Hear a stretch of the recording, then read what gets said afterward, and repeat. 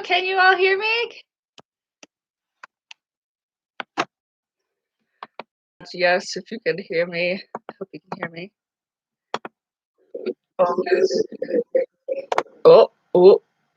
Hey, it's me. I've never done this before, so this is a fun journey, but yeah. I have my bowling alley sweater on. I've got hot tea with honey waiting for me, and I think we're good to go. So, we are going to be reading The Girl Who Could Fly by Victoria Forrester. How's it going, May? Good to see you. Of course he's here. He's always with me. My little buddy. Anyway, let's actually get down to business now, shall we? Wait, maybe I'll wait for everybody else, because I know 2 people wanted to come, so we'll chat. Hi, May. How's it going? I hope my computer's not making too much noise, but that's fine. Oh, here they come. I think they're starting to come.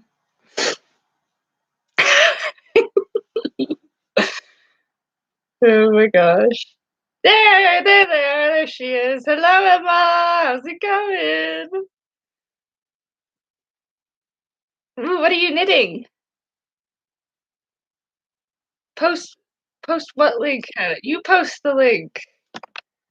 Emma posts the link. There, thank you. It's about as technical as a rock, Hannah. You know this. Anyway. Ooh, a cape. I like that. I like it a lot. Anyway, is everybody here? I think so. It's been 2 minutes. I'm sure that's more than enough time. But anyway, are you all ready to read one of my favorite books? The Girl Who Could Fly by Victoria Forrester. I'm very excited. I haven't read this book in like 6 years, so it'll be great. All right. You ready, everybody? I am. Woo! Let me know if I'm like too quiet or not, because I tend to like read really quiet sometimes. So here we go. Chapter 1. Piper decided to jump off the roof. It wasn't a rash decision on her part. This was her plan. Climb to the top of the roof, pick up speed by running from one end all the way to the other, jump off. Finally, and most importantly, don't fall. She didn't make plans in the event that she did fall, because if you jump off the roof of your house and land on your head, you really don't need any plans from that point on. Even Piper knew that. So that's what she did. She jumped clean off of her roof.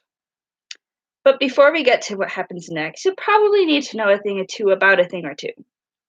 Piper lived with her ma and pa on a farm. It wasn't much of a farm, to be sure, just an old clapboard house and a bank barn that leaned dangerously to the left. For longer than anyone could remember, the McLeods had lived in lowland country, on those same 20 rocky acres of land. Piper's grandpa and great-grandpa and great-great-grandpa, and so on, all breathed their first, last, and everything in between right in the same house where Piper was born. Because of that, the McLeods never planned to live anywhere else. Betty McLeod felt that folks ought to stay in one place and not move around, not too much, so that the Almighty knew where to find them if he needed to. If the good Lord wanted things to keep changing all the time, then the sun wouldn't rise up in the same way every blessed morning. Betty was a plain nosed nonsense, solidly round woman who believed in only 2 things, the good book and something she called Providence. As in, I told Millie May not to fool with that newfangled gardening hoe. Can't say I'm surprised them black beetles be eating it clear through her tomatoes now. It's Providence, I tell you, Providence. Unlike Millie May, Betty McLeod never tempted Providence. Joe McLeod, a lanky man with sun-weathered skin, the color of brown autumn leaves, never said a word about Providence. But then he never said much of anything. If pressed with the question, he'd likely ponder it for a long stretch before finding the words to answer in his measured way. Well, that's just the way things is. And the way things was plenty good enough for Joe McLeod. So it was in this summer that Betty and Joe quietly went about the business of tending to their land as the seasons and years passed them by, one no different from the next. And never was it hard and never was it heard to be said in lowland country that a McLeod didn't do things as they were supposed to be done. That is, until someone said precisely that. No, I ain't. It's not the way of things, Betty McLeod argued with Doc Bell when he announced that she was pregnant. After all, Betty had celebrated no less than 25 barren years of marriage and was no longer considered a young woman. 4 months later, Betty McLeod birthed a baby girl. That baby girl was Piper McLeod. News of Piper's birth traveled with great speed through the remote fields of lowland country, where cows outnumbered people by a ratio of 93 to 1. It's not the way of things, Millie May hotly declared to the ladies' Tuesday afternoon sewing circle, each one of whom immediately pressed her ears more closely inward. Fancy a woman Betty McLeod's age prancing around with a newborn baby, a first-time mother at that. It ain't right. Many of the ladies nodded in agreement. Dire predictions soon followed that the child was sure to grow up queer in such circumstances, and without a sibling to boot. The first time in her life, Betty McLeod was tempting Providence, and she knew it. She certainly didn't need the whispers of local gossip to inform her of the fact. In an attempt to restore balance and appease Providence, Betty and Joe set about the business of strictly rearing Piper in the prescribed way that McLeods were raised, which is to say without a lot of fuss and nonsense and a solid portion of hard farm work thrown in for good measure. They were simple and honest farmers, and they didn't hold with any fancy child-rearing notions that some city folks got into their heads. Much to their relief, Piper was what every other baby was at first. It was only when Piper reached the age when most babies were learning to crawl that her development took an entirely different turn. It was a Thursday afternoon, like any other, that Betty set about changing Piper's diaper on the kitchen table, no differently than she'd done 100 times before. When Betty turned away for just one moment, Piper rolled, quick as a flash, off the edge of the table. Now, any other baby would have immediately fallen to the floor and screamed itself silly. Not Piper. To Betty's astonishment, Piper simply floated in the air next to the table. Lord save us! Betty choked, her hand clutching the terrified swallow inside her chest.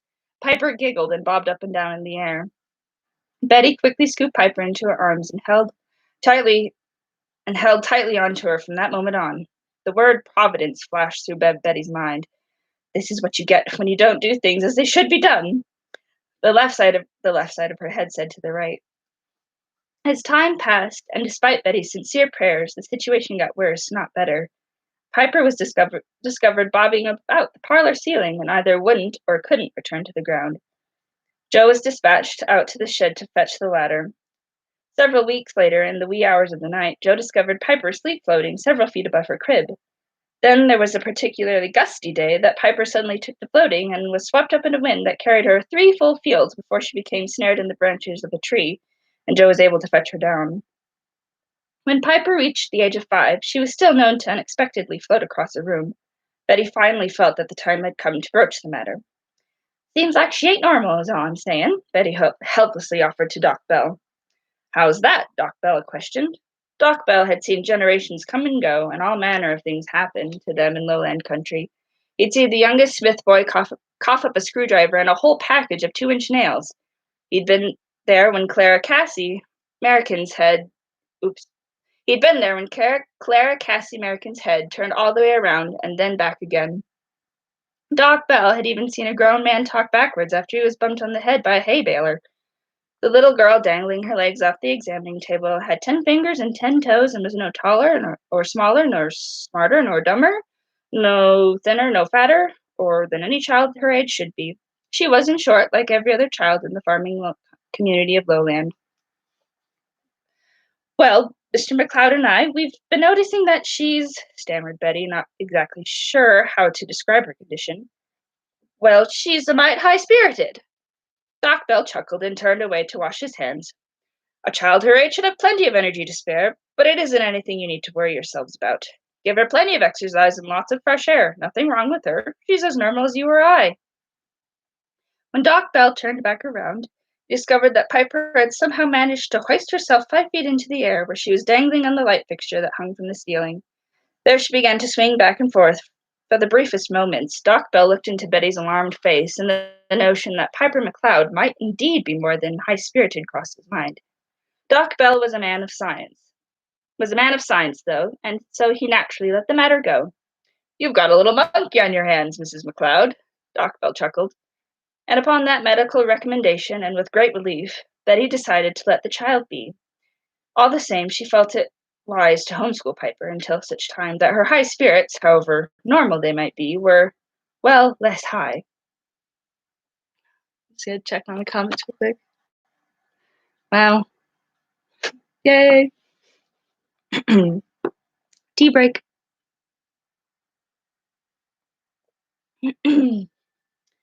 By her 9th birthday, Piper had long nut-brown hair that was fixed into 2 braids, bright blue eyes, which she liked, more freckles in the sky had stars, which she hated, and her most constant companion was loneliness, as well as some other feelings she couldn't quite put a name to. "Ever think something's not quite right, but you can't get at it, Pa?" Perched atop a fence, Piper watched Joe as he fixed a loose blade on the plow. Joe shrugged uncertainly. "It's like I got an itch right here," Piper continued, pointing to her midsection just below her ribs. "But I can't get at it, and it just keeps scratching at me and scratching at me, but on the inside. You reckon maybe there's something that'll make it stop itching so?" Joe shrugged again. He often felt dizzy when Piper talked to him. It wasn't that the words she used were so different. Heck, Piper talked like everyone else in Lowland Country. It was the ideas that the child got into her head. She asked questions you wouldn't have thought up in a million years and couldn't begin to figure an answer to. "I told Ma about it the other day, and she figured it was caused by all the fool ideas I had in my head," Piper continued, heedless of her father's inability to respond. "I didn't think my ideas were fool, but Ma says that I'd do better to keep quiet, keep my feet on the ground, and to mind my own business. She says it's wrong to be frittering away my hours asking questions when there's work to be done, but I don't see how a question can be wrong. Can you, Pa? Ma says the Bible sets out what's right and wrong, so we don't have to bother ourselves with none of it. But it seems to me that it ain't so matter of fact. Like when you killed that old cow last week and it didn't want to, and I didn't want to eat it 'cause he was my favorite and so gentle besides. Ma said I was sinful to waste food, but I said that maybe we shouldn't go about killing and eating cows when they was so peaceful like. Ma said that was foolish and that God put the cows here just so we can eat 'em. But that doesn't seem like such a good deal for the cows to me. Preacher told us not more than 4 Sundays ago that God loves all his creatures, and it ain't loving to my way of thinking to create a thing just for it to be food. Them cows ain't never done nothing to us. Which got me to thinking that maybe we got it wrong, and they have got a purpose we don't know nothing about. Maybe it's a secret. So I started watching the cows quiet like, so they wouldn't notice, aiming to see if I couldn't guess that purpose. I think I knows it now, Pa. I do. Want to hear?" Joe drew his forearm across his brow to steady the dizziness. Somehow this conversation had spiraled out of control, and he was about to learn the secret destiny of cows, a revelation that Joe McLeod was not ready for. Not ready by a long shot. How do you know how to stop Piper from continuing? He would have. Alas, all he could do was stand helplessly rooted to the spot as Piper continued, which of course Piper did. It was the way they was flicking their tails to ward off the flies that gave it away. Piper leaned in toward Joe and lowered her voice secretly, lest the chickens catch wind of her words. "You see, all of them was doing it but one, the black heifer with the brown eyes, was just standing real still, looking off to the field over where their sheep was grazing. The flies were buzzing around her just the same as the others, but her tail stayed dead still. So I got to watching that cow, and every day she did the same thing, until I realized what she was looking at." "What?" Joe asked, breathlessly unaware that he posed the question. "The place where her calf had died, on the place where her calf done died, on or not more than 6 months 'fore, remember?" Joe nodded. Indeed, he did remember. It had been a hard, difficult birth, and the weakened calf had only lived a few hours before it passed on. "She's mourning him something terrible, and it seems to me that if a cow can feel so for its young, then it's probably got feelings about all sorts of things. Feelings we don't know nothing about. And then I got to thinking that if each of them cows got feelings, then they can have a purpose, no different from us folks. Which got me thinking about our purpose. And I realized that a person should get a handle on their purpose in this life if they aim to do something about it. You know what I mean, Pa?" Piper looked into her father's face and found only lines of confusion. "Piper McLeod!" Betty squawked as she emerged from the henhouse to find Joe once again standing like a fool listening to the child. Joe sheepishly got back to working on the plow while Piper scrambled from the fence. But I was just telling Pa how I couldn't care less what your fool ideas about your fool ideas and stories. When there's work to be done, I expect you to do it. Now get. Several days later, in the heat of the afternoon, Piper escaped to the biggest oak tree on the farm and climbed halfway up it to enjoy the breeze that rustled through the leaves there. The itch inside her was acting up and wouldn't give her any peace until she rolled over on the branch and held her stomach. From her position, she could spy a robin landing on her nearby nest, where she began feeding a fat worm to her babies. Watching the robin, Piper let her mind wander. Maybe other kids my age have the same itch, Piper considered. Maybe if I could talk to them, they'd tell me how to get at it. Fat chance that was ever going to happen. What with her stuck out in the farm and all. I never get to go anywhere or do anything, Piper thought to herself. Only two places I've ever been is church and Doc Bell's. Why can't I go to school like the Miller kids? Piper asked her mother 1,000 times. Each morning, Piper watched them from the hayloft walking to school. She had given her front teeth to go with them. You do your schoolwork just as well here, that's why. Betty, as always, was plain and to the point. All of a sudden, Piper was roused from her thoughts by an unexpected drama that was unfolding on the branch before her eyes. The mother robin was nudging one of her babies toward the edge of the nest. The little fellow was hardly bigger than Piper's thumb, and had a smattering of feathers poking out of him. Using her beak, the robin gave her baby a good shove that pushed him clear out of the nest, over the branch, and into the air. To Piper's horror, the baby robin dropped like a stone in a flurry of wing flapping. But then, just as he was about to hit the ground, he managed to pump his wings so hard that he stopped falling and started slowly, very slowly rising. Right then and there, that little bird learned to fly, and Piper saw the whole thing. Holy moly! Piper breathed and shook her head in wonder. It was the darnest thing she had ever seen. Then the mother robin did it again to her second baby, and her second baby was born into flight. By the time the third baby was being readied for takeoff, Piper was struck by a lightning of an idea. Piper sat bolt upright on the branch, almost falling off of it completely. Grabbing hold with both hands, she steadied her body while her mind raced like a jackrabbit. From the moment she was born, Piper had floated. It came naturally to her like breathing, because she'd always done it. She didn't think it was such a big deal. One minute she'd be sitting on the rug in front of the fire, and the next she'd be bobbing up to the ceiling. It happened all the time, and it was fun. The problem with floating was that you never knew where it would take you, which wasn't all bad, but sometimes a person likes to have a bit more direction in their life than to be at the whim of any strong breeze. There's a big difference between floating and flying. Clouds float, balloons float, but birds fly.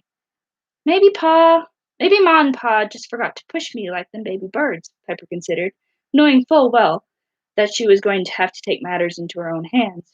It's high time I got to flying too. Not wanting to waste any time, Piper quickly shimmied down the tree trunk and immediately set about formulating a plan. The very next morning, Piper woke up before the rooster crowed. The sky was just beginning to glow in the east as she eased her way out of bed. Pushing open her window, she was able to slide across the ledge until her feet hit the shingles. From there, it was hard work to crawl up to the ridgepole. She stayed on her hands and knees and moved slowly. The roof was slick with dew. Just one wrong move, and quick as a flash, she'd slide right off. She kicked her long white nightgown away to stop it from tripping up her feet. It was when Piper had climbed to the very top of the roof and she was bouncing on the ridgepole that she realized exactly how scared she was. To be precise, she was terrified. All of a sudden, Piper knew that there was a big difference between planning something and actually doing it. The roof was steep and high, and below it the ground was hard as a rock. If things went wrong, she was going to get hurt, and hurt badly. Piper's breath caught in her throat, and for a moment she couldn't breathe at all. Her thoughts came fast and furious then. What if I can't fly? What if I smack the ground with my head? Maybe my brains will spill out all over the place, and I ain't never going to leave the farm and make a friend. Maybe it's best I hightail it back into bed and forget the whole notion. Now, perhaps it was because Piper didn't yet believe in a right or wrong way of doing things, and so for her all things were still possible.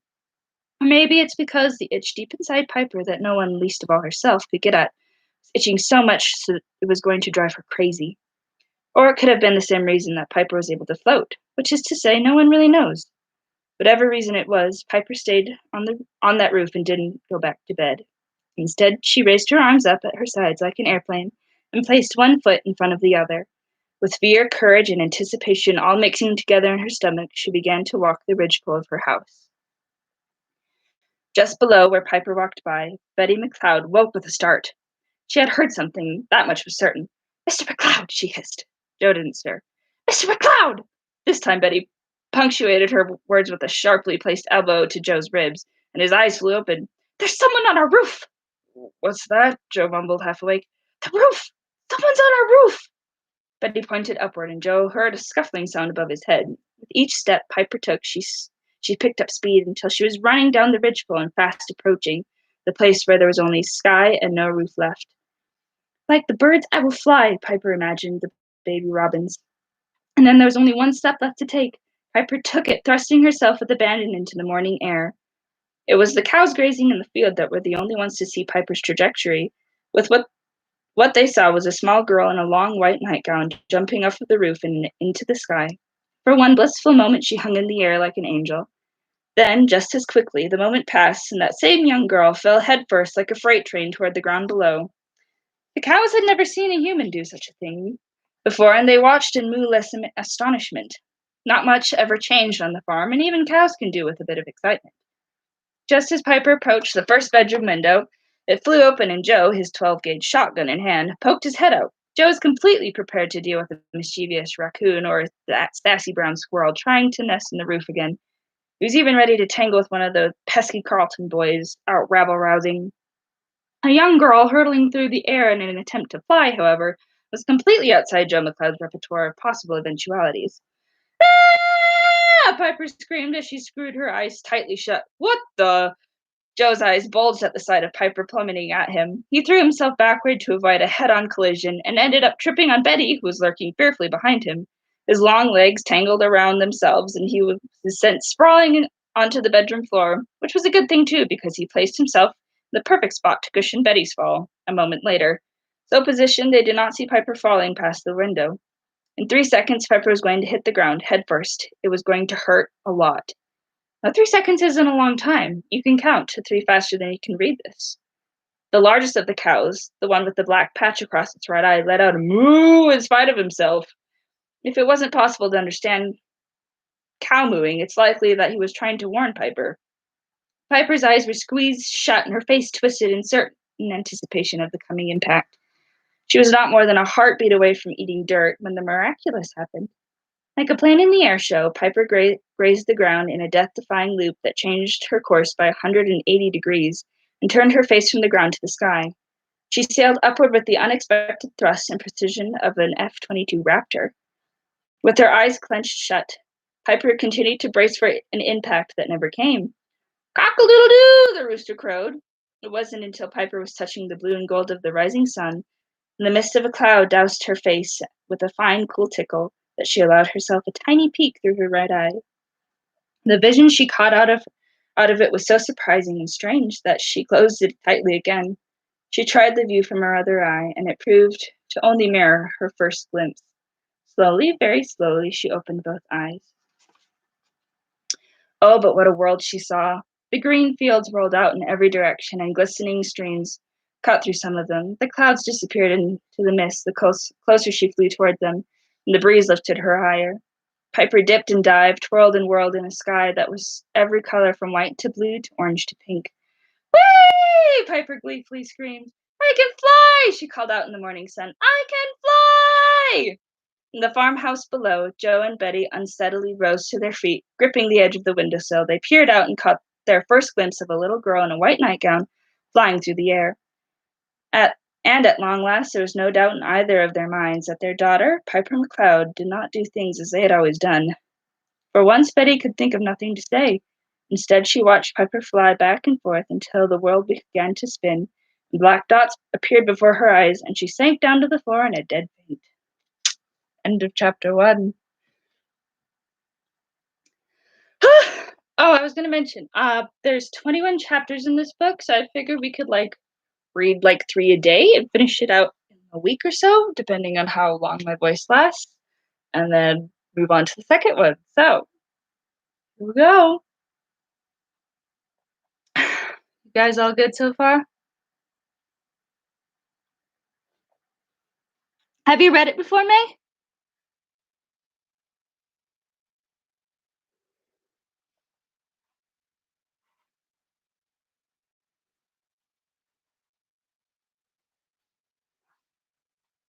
All right. Yay! We'll see. We'll see how long I last. I'm doing all right for right now. So, and I think the next two chapters shouldn't be too bad. So yeah, it should be fine.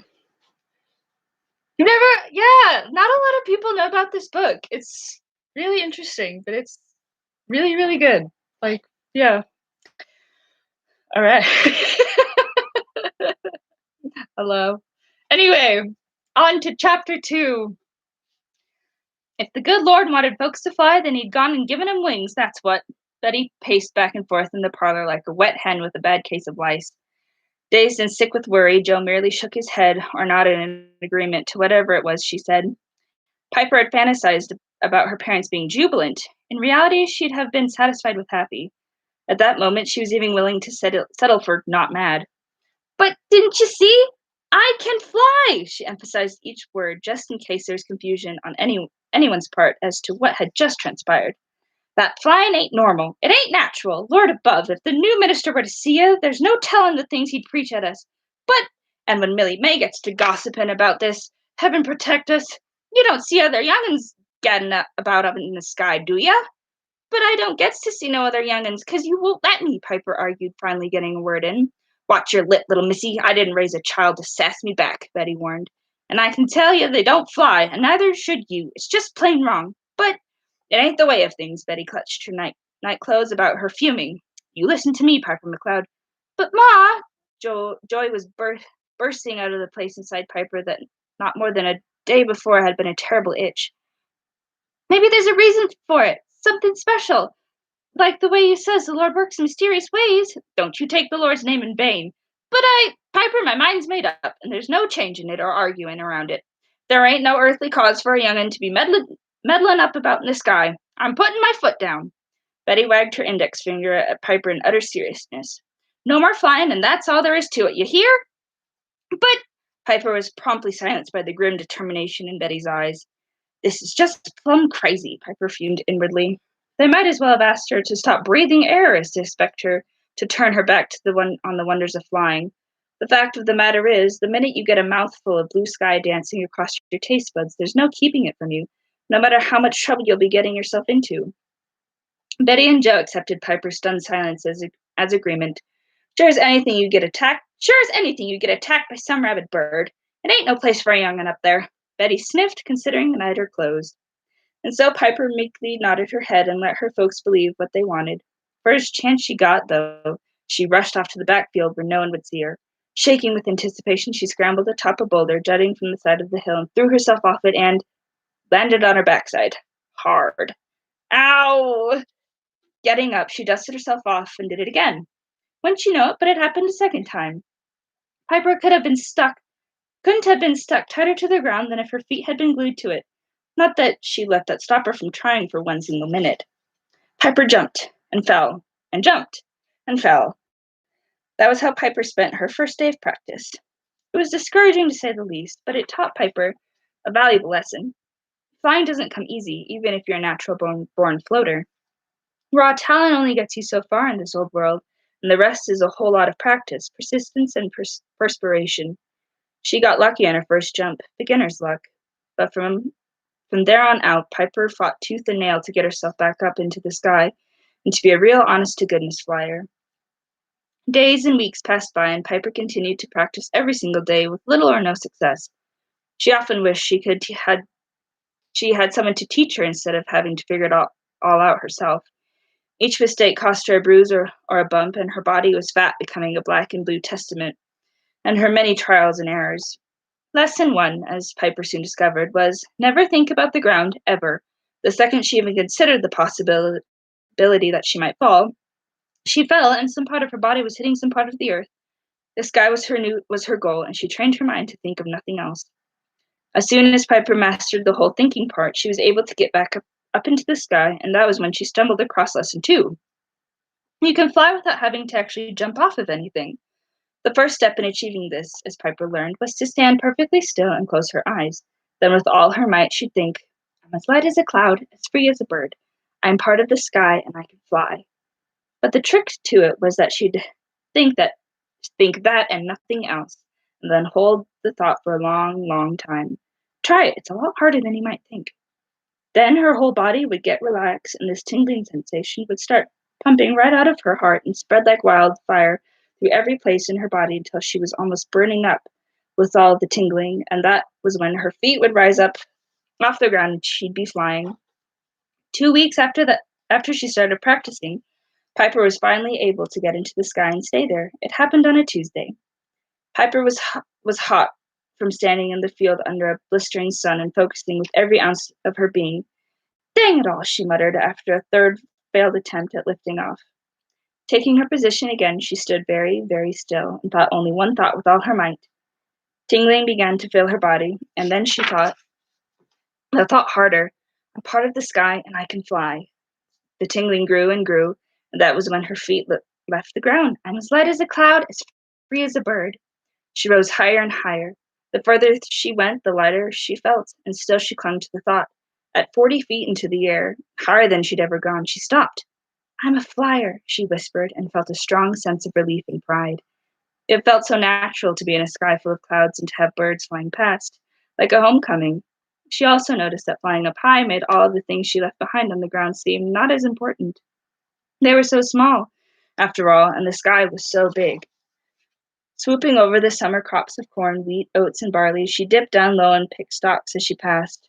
Over Clothespin Creek, she watched the fish swimming way deep down at the bottom, something you can't see when your feet are stuck in soil. And there was so much more for her to see, but before she knew it, it was the dinner hour and time to land.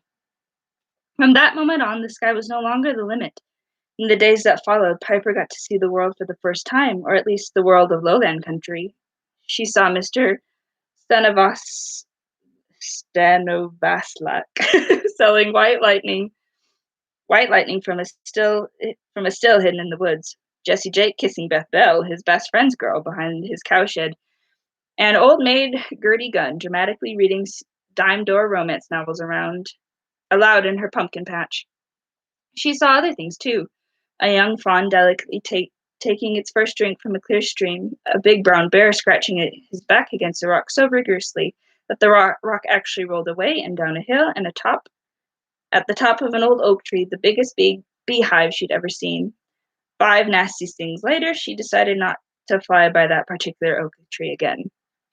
Unwittingly, Piper was also responsible for the religious conversion of of old man Jessup.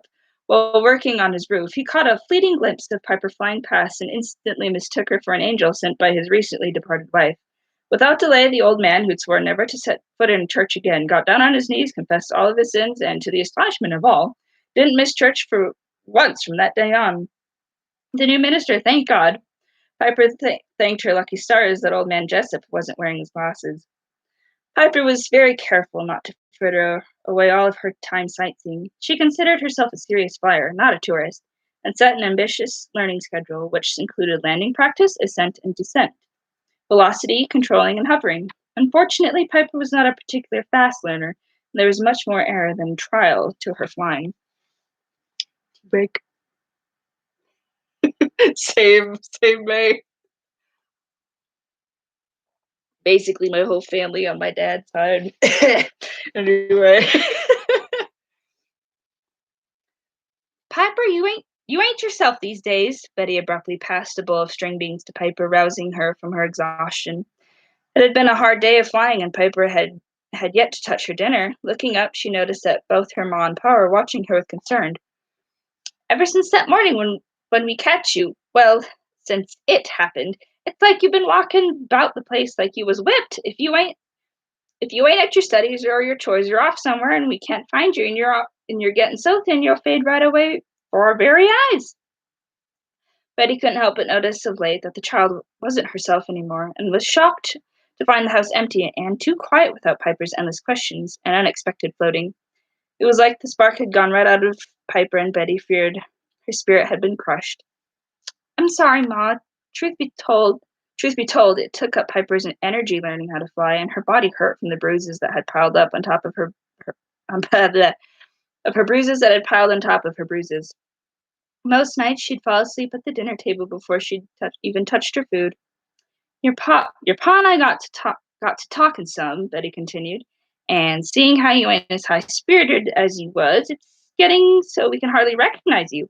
We was figuring that it was high time we all attended the 4th of July picnic.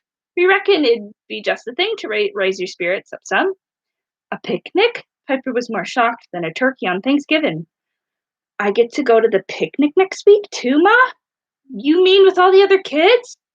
Well, don't get all out of control on me now, but you can't. If you continue to behave yourself like the good Lord would want. Piper almost shot up off the ground like a rocket and did pinwheels in the air while yelling, "Yee-haw!" at the top of her lungs like a crazed chicken, but didn't.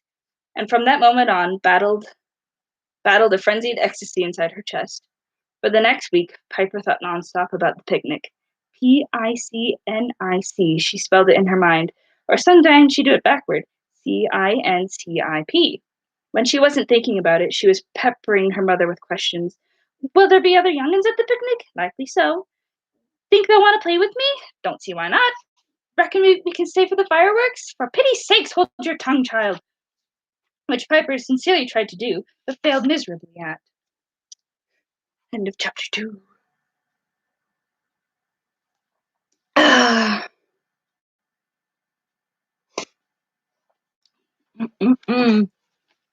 Chapter 3. But it starts to get serious. Wait, hang on. Okay. Chapter 3. Will you be my friend, Piper? Sally Sue asked hopefully, and Piper smiled. It was the perfect end to a perfect picnic. They'd shared ice cream, and Sally Sue had told Piper her worst secret, that she'd snuck her mother's lip rouge and wore it to school. And Piper had told Sally Sue her biggest dream, to fly around the world. Sally Sue had shown Piper how to do a jig, and they danced under the trees and giggled until their stomachs hurt. When the fireworks came, they lay on the cool grass and watched them explode in the night sky. And that was when Sally Sue became Piper's best friend. Later, they would become best friends, would be maids of honors at each other's weddings. They'd live next door to each other, and their children's children would play together. Best friends for life. That's how it was going to be. At least, that is how Piper imagined it being. Over and over again in great detail until her imagined picnic fantasy seemed a concrete reality. And then, at long last, there was finally no more need for the fantasy because, in reality, Piper stood between Betty and Jill on the lawn of the First Baptist Church, where right before her very eyes was every single soul currently alive in the entire county of Lowland, all 97 of them. Feel that. It was nothing short of overwhelming to Piper to see such a throng of people amassed in one place. Picnic tables groaned with peach cobbler, cherry pie, fresh berries, mountains of corn on the cob, ham and fried chicken, and the barbecue was going strong with ribs. 4th of July banners and balloons decorated trees and tables alike. Kids bobbed for apples, men threw horseshoes, and the new minister and his wife enjoyed the banjo and fiddle played by the Strathorn boys. And women drank lemonade and fanned themselves under the trees. There wasn't a place that Piper could set her eyes where something or other wasn't happening. Mind what I says now. Keep my feet on the ground. I know, Piper absent-mindedly repeated, distracted by all of the picnic sights. You've told me, Ma. Just then, Piper spied 3 girls eating ice cream, and her heart skipped a beat. Excuse me. Already the picnic was everything she imagined it was going to be. For her own part, Betty was drenched in a nervous sweat. Standing on the edge of the lawn on the verge of the picnic, Betty suddenly wasn't sure if it was such a good idea. Having spent Piper's entire life keeping her away from folks, Betty had learned to never leave anything to chance. On Sunday, she would see to it that they arrived moments before the church service began, would sit in the back of the pew with Piper firmly wedged between her and Joe. The moment the service was over, Betty made sure that they were the first ones out the door. Birthday party invites extended to Piper were politely but firmly refused, and any other social events were simply out of the question as far as Betty was concerned. Even when visits to Doc Bell were needed, Betty insisted upon the first appointment of the day so that the waiting room was empty. It was no wonder that it took all of Betty's willpower not to hurry the child back to the farm when faced with the full throttle of peopled activity before her. Maybe she'd jumped the gun and rushed things. Maybe the child wasn't ready. Joe's lips were twitching nervously, as though he wanted to say something but couldn't quite figure out how to translate the thought into sound. When he saw Millie Mae Miller spy them from across the way and practically sprint at Piper, he almost bolted to intercept her. Jo couldn't abide Millie May and her gossipy, mean-spirited ways. Sure as anything, she'd be spreading rumors about Piper before you could say Jack Rabbit stew. Can I have some ice cream, Ma? Piper noticed the blonde girl with big brown eyes headed for the line of children waiting for ice cream. Watch your dress, cautioned Betty, who also saw Millie May's pointed attention and was relieved that Piper was escaping her scrutiny. Moments later, Millie May trotted up, clearly disappointed that Piper had already moved on. Weren't that your Piper? She looked after she looked after the child with an intense curiosity that bordered on mania. Millie May held the unofficial office of town gossip in the Land Country, and it was a position she took very seriously. Nothing went on in the country that she didn't know about, and relate in vivid detail and at great length to anyone who might be the least bit interested, and even to those who weren't at all interested, but were lucky enough to be to be cornered by her, and unable to get away without being rude. If Betty's greatest fears could be contained in 2 words, those 2 words would be Millie May. You keep that child all to yourself too much, Betty. It ain't good for her. It's high time she was out and about, Millie May sniffed.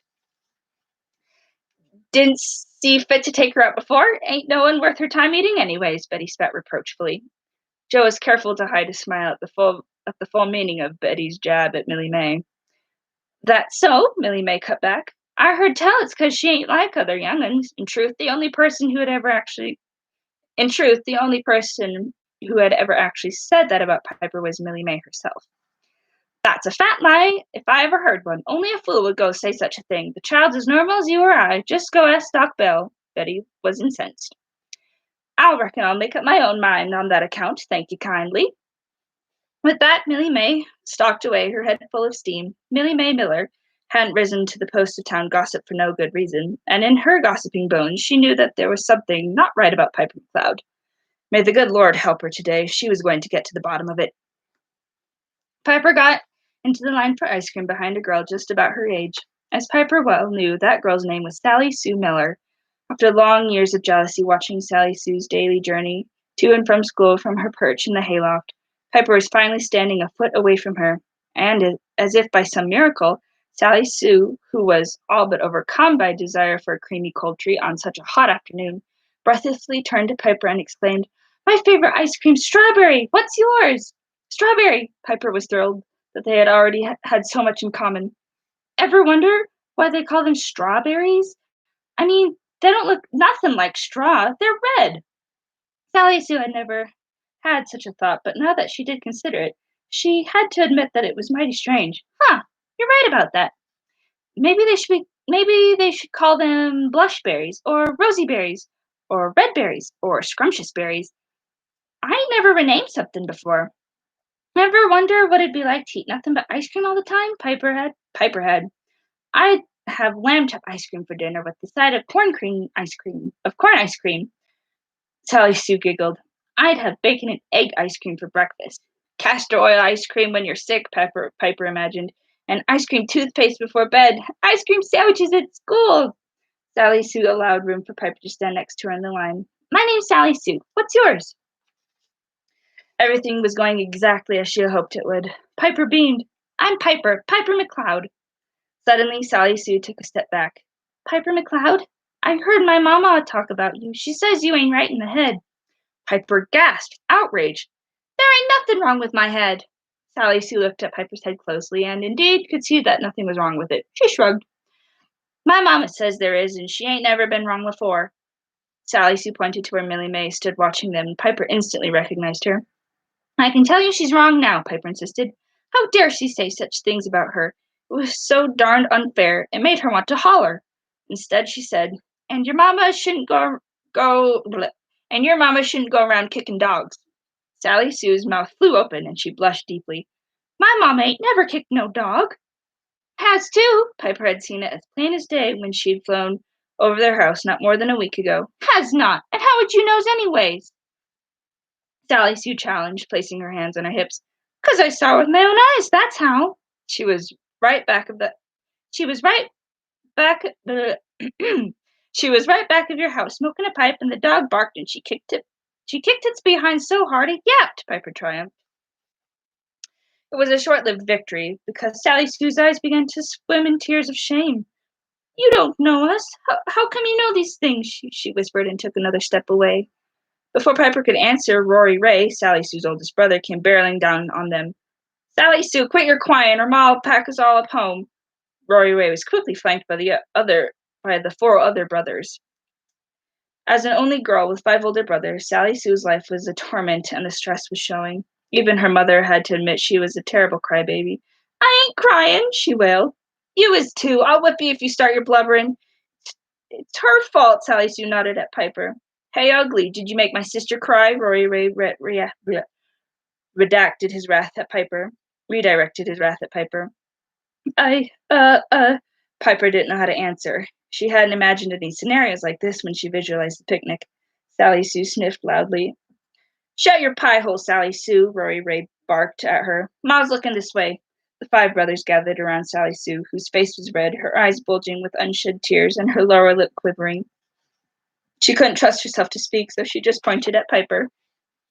Rory Ray shoved Piper to the ground, where she landed in a swirl of dust. Hand-me-down farm boots surrounded her at every turn. "Leave my sister be, you freak."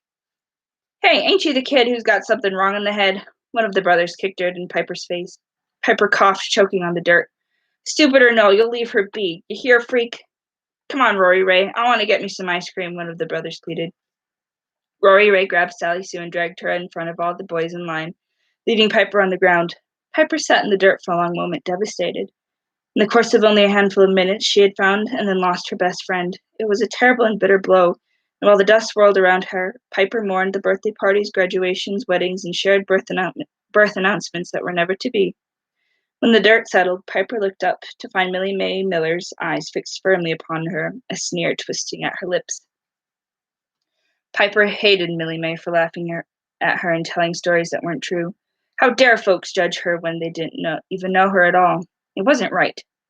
Piper's keen sense of justice was tweaked, and she immediately resolved to show them exactly how wrong they all were. Getting to her feet, Piper quickly dusted herself off. Holding her head high, she jutted her chin out and marched right over to a group of kids playing with a ball. If folks thought there was something wrong with her head, then she was going to show them different. All they needed was a chance to get her to know her better. By the end of the picnic, she was going to see to it that Millie Mae Miller ate every single one of those ugly words she went around saying. And if Millie Mae got a bellyache from their bitter taste, Piper wouldn't feel sorry for her neither. Alas, despite Piper's Hercules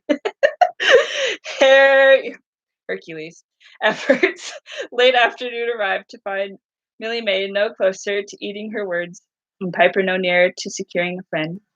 Bobo and Candy Sue, the sun-kissed Hesper twins, initially took a shine to Piper, but her funny ideas became a distraction from their unabated chatter about and flirtation with the many strapping young farm boys who caught their eye.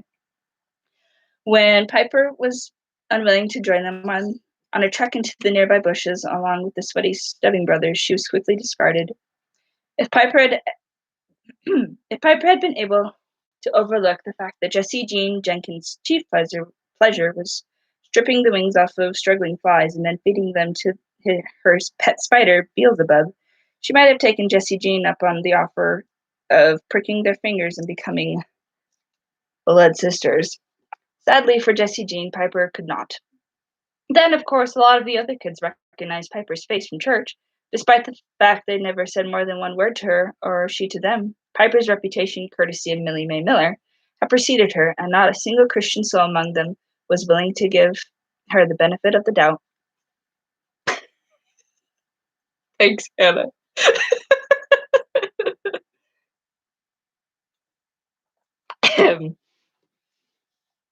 While unwilling to admit defeat, Piper realized that things were definitely not going the way she had planned, which was precisely when a baseball game was called in order, providing Piper with a perfect public opportunity to redeem herself and show her true worth. Gathering in the open field next to the picnic along with the other small fry of lowland country, Piper watched with fascination as pushing and pulling and shouting kids chaotically organized themselves into teams. Junie Jane, a tough girl who'd whack any kid who called her a girl, quickly declared herself the captain of one team while Rory Ray took the other. The selection process promptly followed. Billy Bob, Rory Ray called out. Billy Bob, a strapping boy who could slug the ball to the moon, lumbered out of the waiting party and took his place behind Rory Ray. The other children jostled to be noticed, Piper among them. Piggy Poo. I love these names. Piggy Poo, Judy Jane called out. Lizzie Lee, Rory Ray countered. Sally Sue, Judy Jane returned. With a stinking, with a, with a sinking heart, Piper watched one by one. Everyone else was chosen until she and Timmy Todd remained. Timmy Todd had just turned 6 and was small for his age. He also had a nasty reputation among the other children for picking his nose and eating it, not to mention the fact that he bathed no more than once a week. Standing next to Timmy Todd, Piper felt humiliated. Then, as though that were not enough, Rory Ray agonized, choosing between the two of them. Oh, all right already, I'll take Timmy Todd. Rory Ray kicked the dirt when he said it. Piper was officially the last one to be chosen, and her mortification was complete, or so she thought. I don't want her on my team. She's not right in the head, Junie Jane bickered, introducing Piper to the deepest reaches of humiliation. If I'm stuck with that, Rory Ray balked, pointing at Timmy Todd, then you'll have to get stuck with her. Fair's fair. Ah, beans, Junie Jane spat, but Piper finally had a team. Bathed in the late afternoon sun, the whole community gathered on the side of the hill to watch and cheer the children's baseball efforts. Betty and Joe McLeod couldn't take their eyes off Piper. They had seen her attempts to make a friend, and each time she was turned down flat, their hearts got a little heavier. Play ball, shouted Junie Jane, and the game began. Bam!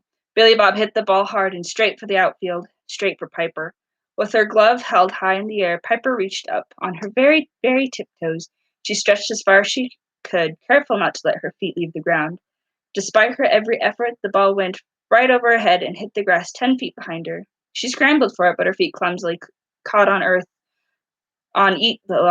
She scrambled for it, but her feet clumsily caught on each other, and moments later, she was face down in the dirt. Ah, geez, Junie Jane spat out her gum in disgust. Betty and Joe sighed, but Millie Mae Miller nodded at several ladies as though Piper's performance only confirmed her point. As bad as things seemed for Piper, they somehow managed to get even worse the more the game progressed. Facing Rory Ray, an ace pitcher known for a mean spitball, Piper held the baseball bat aloft, ready to do battle. Half of the game was already over, and her team needed the space. Their hopes weighed heavily upon Piper's ball-hitting abilities. Rory Ray wound up and threw the ball with all of his might. Piper gave it everything she had, and "You're out of there," Rory Ray called gleefully. A collective moan rose from her teammates. At the bottom of the ninth, with 2 bases loaded and 2 outs, Billy Bob covered the plate confidently, prepared to hit the home run that would win the game. Junie Jane, a fighter to the end, called a timeout and gathered Piper and Jimmy Joe to her side.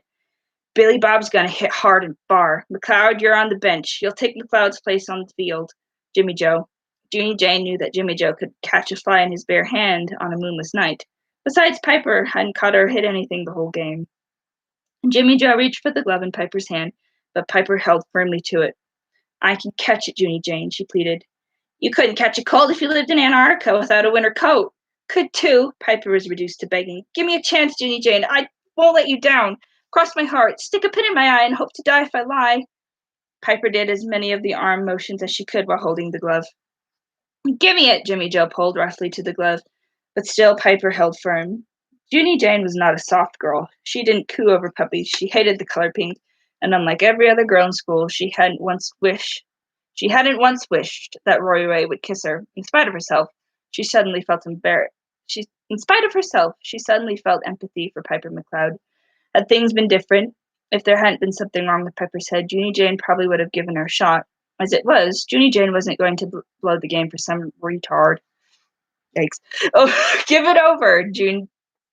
Junie Jane yanked the baseball glove out of Piper's hand so hard that Piper fell to the ground. You're on the bench, McLeod, Junie Jane yelled as she ran back to the pitcher's mound, her mind already on the next play. For the second time that day, Piper found herself in the dirt, her humiliation laid out for all of lowland country to see. Millie Mae Miller was smiling in triumph while pretending to be sympathetic, which was not an easy expression to pull off. Kids were smirking in her direction. On the side of the hill, Piper saw Betty and Joe. They looked like they'd been shot clean through the heart. Their features carried the unmistakable look of pity, which drove Piper to feel a deep which drove Piper to feel a deep shame of herself. Why hadn't she been able to catch or hit the ball? Why wasn't she able to make a friend? What a terrible thing it was to have your own ma and pa looking at you as though you were nothing, and Piper felt like nothing. Burning up, Piper dragged herself out of the dirt and walked away from the game and everyone there. She didn't know where she was going, and she didn't care if she ever got there. On the mound, Junie Jane spat on the ball, wound up, and sent it speeding toward Billy Bob. Billy Bob leaned into it, thrusting his huge shoulders forward. All of the eyes in Lowland Country rested on him, waiting and urging him on, their breath stuck in their throats, and they couldn't move as the small white ball spun through the air toward the big boy holding an old wooden bat. Billy Bob swung hard, and crack! The ball splintered in half with the force of Billy Bob's swing. The ball exploded like a rocket into the air, but to the surprise of all gathered, particularly to Junie Jane, the ball didn't go into the right outfield and the waiting hands of Jimmy Joe as planned. Instead, Billy Bob proved he had more smarts than anyone, including his mama, gave him credit for, and sent that ball into the left outfield where Gomer Gunn was sleepily picking dirty wax out of his abnormally large ears. Parents, grandparents, great-grandparents, and the minister, too, got to their feet and followed the ball with keen eyes as it rose higher and higher and then ever higher into the air. Billy Bob caught a freight train to first base, which instantly ignited his team into unabashed jubilation, while forcing the opposing players into fits of panic. "Catch that ball, Gomer Gunn!" Junie Jane hollered. "Run, Billy Bob!" the other team was shouting with all their might. Gomer Gunn shook himself into semi-consciousness and ambled his lanky frame into a position that might somehow catch the ball. "Go, Gomer! Go, Gomer!" shouted his team. Several fathers whistled softly and shook their heads in wonder as the ball continued to climb in the sky. Underneath it, Gomer Gunn futilely jumped into the air and swung his arm about like he was trying to snatch crab apples off of a high branch. It was no use. That ball had grown wings and was reaching for loftier spheres. Gomer Gunn's arms came to rest fruitlessly at his sides as he too stood and watched the ball ascending into the celestial realm. "Ah!" Junie Jane spat. "Doggone it all!" She threw her glove down in a very unsportsmanlike way and muttered things that would have gotten her a high tanning had any parent been within earshot. As the ball sailed away, the entire team deflated and kicked the dirt or took off their ball caps, and sighed deeply. Meanwhile, Roy Ray's team was ascending to a fever pitch of excitement as Billy Bob, now complacent with victory, began Sunday strolling the remaining bases. In the air, all but Betty and Joe forgot Piper's retreating form. It was Betty who saw Piper pause at the ball, headed her way high in the air, and it was Betty who saw Piper looking up at the ball with a curious intensity that immediately set Betty to her feet.